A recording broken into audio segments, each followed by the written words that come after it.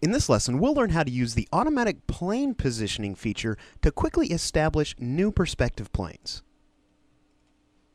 Alright, so in the previous lesson, we began building our skyscraper here. Now, we're going to, from here on out, be moving along, just continuing to build this skyscraper, and we'll continue to address new features and workflows as we get to those here. So, I tell you what, in looking at this, I'm looking at these three protrusions off of our skyscraper, and, you know, I think it's time to create the main body of the skyscraper, or the plane that sits on. Now, it's going to be the exact same plane as these second objects here that we created by using the left grid plane controls copy feature here in the last lesson. So I tell you what I'm going to do. I'm going to come over here and I tell you what, let me switch to my normal selection tool. I'm going to grab this shape right here and make a copy off to the side. Now, we'll go ahead and just slide that off to the side here, and you can see that this is its own shape, its own masked object. Now, for this object, let's go ahead and hit Shift-V again to switch to our perspective selection tool, and we're going to go ahead and bring that into perspective here. Now, let's go ahead and look at where we're going to bring this. Are we going to bring this onto the original x-axis here, or are we going to move this grid plane control back to its location we explored in the last lesson? Well, we need to actually move that to this plane, the second plane that we established. So I'm going to go ahead and double-click on that control, and I believe I still have that value in my clipboard here. So let me just go ahead and paste that in, and we're going to not move any of the objects now. We're just going to move the plane itself. So let's go ahead and move that back here, and I'm going to go ahead and grab this object, and we're going to snap that into perspective using our Snap to Perspective Grid feature. Now I want to go ahead and just drop this a little further back. Alright, so there we go. We're snapped to our x-axis. If we look at the transform panel, you can see that we're actually just a little bit below that here. So let me go ahead and input a 0 value on the y-axis and get that snapped in exactly to that perspective plane. So now let's go ahead and move this to the back with a Control-Shift open bracket. So we get that as the very back object here. Now you might be thinking to yourself, oh, let's go ahead and position this by setting it to the origin, by coming up to the transform panel, using the reference point at the bottom right corner and set the x value to 0. Just like so. And we could do that, but I want to point something out to you really fast. Let's take a look at how that plane, this angled edge, matches up with our protrusions. And we'll come back over here to our orthographic reference. Now, if you look here closely, you can see that these protrusions not only protrude from the side of the building, but they also protrude up just a little bit. So this is actually going to be recessed a little bit back. So let's go ahead and zoom in here and explore how we can fix this plane and move that back just enough on our x-axis. So the first thing I'm going to go ahead and do is I want to kind of focus in on this first protrusion right here. I want to go ahead and hide this plane right here. And in order to do that, you can come up to Object and choose Hide, Selection, or you can just use that keyboard shortcut right there, Control-3. And to be honest, that's what I use most of the time when I'm going to hide an object, because what I want to get to is the bottom left-hand corner of this plane right here. So let's go ahead and look at that here. I'm going to go to the Transform panel again, and let's select the bottom left corner and make that our reference point. And you can see here the value on the x-axis is negative 227.91 points. So I'm going to go ahead and copy that value here, and let's go ahead and deselect that object. Now, looking at this plane right here, I know that while it's recessed a little bit off the front of our building, it's going to be flush.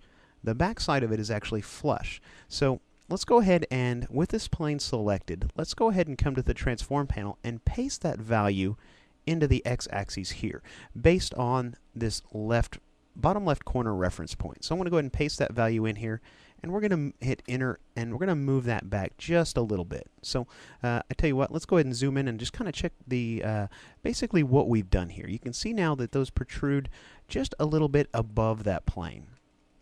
So that's exactly what we were wanting. So I tell you what, I'm going to go ahead and reveal the hidden object now. And if you remember, the keyboard shortcut to hide it was Control-3. Well, the keyboard shortcut to reveal that hidden object is going to be Control-Alt-3.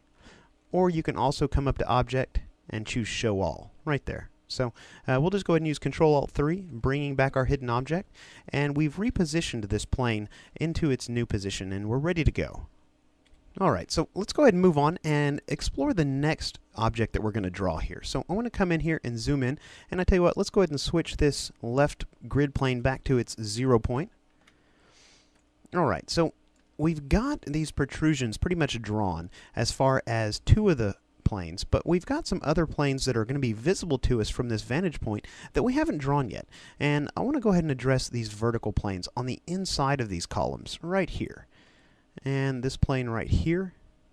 And we're actually going to save these planes that are at an angle here for just a moment, but let's go ahead and focus on these two planes right here. Now, remember, we've already established a width of these objects. If we come over here to our orthographic drawing and select this object, again, we've established our width right here. And I'll go ahead and just make sure we have that copied to our clipboard, and let's come back over here. Now, there's a few different ways we could go about creating these shapes. We could obviously come in and draw those in with our pen tool, but that's not going to create them in perspective. So what we need to do is we need to establish a perspective line or perspective plane that goes to our right vanishing point. So in order to do that, we're going to go ahead and switch over to our right perspective plane, clicking on the perspective switching widget up here. And alright, so we've got our right plane selected. And now we could do a couple of different things. We could actually drag the little widget right here all the way over here and try and line that up just perfectly where this plane is going to sit at the corners of these two existing planes. Or we could come in and use the automatic plane positioning features of perspective drawing, which is actually a really helpful tool. And the way to do that is all you need to do is mouse over an anchor point and hold down the shift key. So let's go ahead and create this first one right here. I want to mouse over this point right here, and you can see that I have that selected. I want to mouse over that and hold the shift key. Now, if you need some help knowing exactly when you're mousing over an anchor point, consider turning on your smart guides. Again, the keyboard shortcut for that is Control-U. So I'll go ahead and turn those on, and you can see here that we're mousing over an anchor point. You can see the little green text that says anchored right there. So I'm going to go ahead and hit that shift key. And you can see here that we have shifted the right perspective plane grid to its new position right here. Now, I tell you what, did we make a permanent change to that right perspective grid?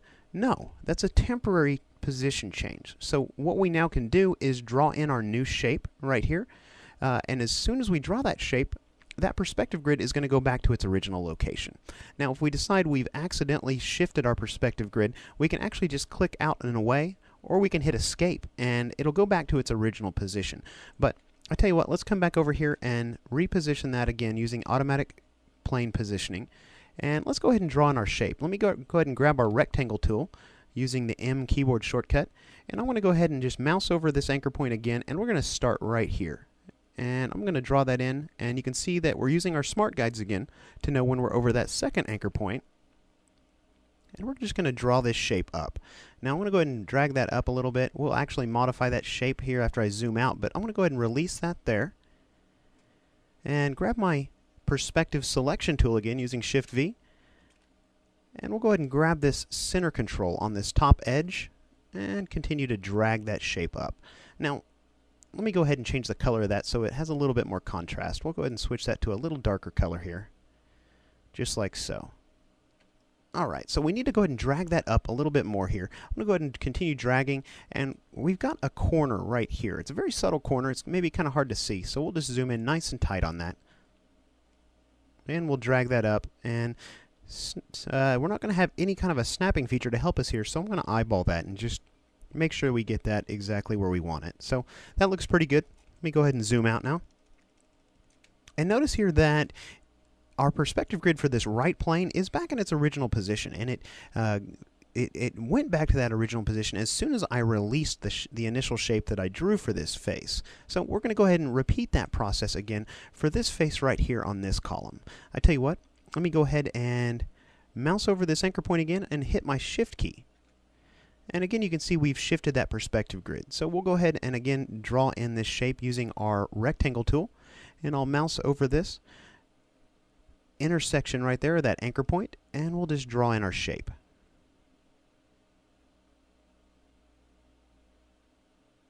And right there's good. We'll have to zoom in a little closer. We'll go ahead and release that, and you can see again the perspective grid shifts back to its original location. So we'll go and zoom in on this, switch to our perspective selection tool using Shift V, and we'll just reposition this and stretch that up to that corner right there. Zooming in nice and tight, making sure we're right on the corner. That looks pretty good. So, all right, we've now learned how to use automatic plane positioning in order to shift our planes around temporarily. Now, there are some additional options for automatic plane positioning you should probably be aware of.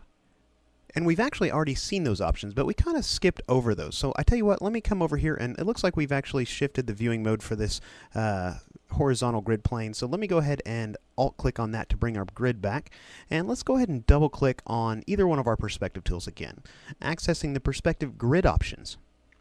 Now, we looked at this in a previous lesson when we were looking at how to move this active plane widget around and how to hide that. Now, we've also got the automatic plane positioning options here as well. You can see by default, we can automatically shift the position of our planes to anchor points of perspective artwork or the intersection of grid lines. So you can enable or disable both of those options right here. So those are the options for the automatic plane positioning. Let me go ahead and click OK on that. Now, I can't tell you what a great tool automatic plane positioning really is. In my own workflows, I use it constantly. So I would go ahead and practice using automatic plane positioning to draw some different objects in your own files. And when you come back, we're going to continue on where we left off in the next lesson.